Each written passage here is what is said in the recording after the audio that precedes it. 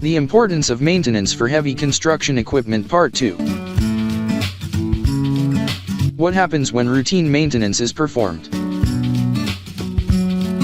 When a problem first appears, reactive maintenance actions are performed. Finding the source of the problem and resolving it is the first step in responding to it. If left unchecked, low oil, poor fuel quality, and clogged filters can all cause problems.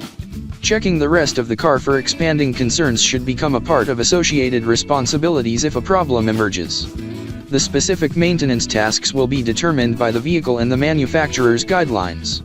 Most heavy equipment, on the other hand, has engines that require similar inspections. Check the following for regular maintenance of your heavy machinery.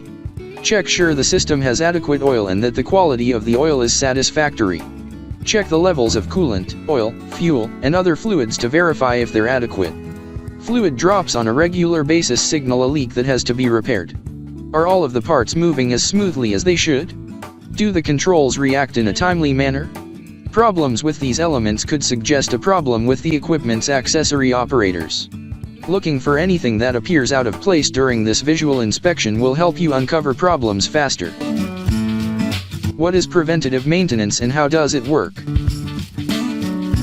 Preventative maintenance is performed on a regular basis, regardless of whether the equipment is malfunctioning or not. By including regular inspections into your company's repair and maintenance program, you can ensure that the machinery does not have to be shut down before being serviced. As a result, uptime and productivity will grow. Because many circumstances that can cause wasted time on construction projects are beyond your control, such as adverse weather, it's important to remember to maintain your fleet if you want to avoid losing time.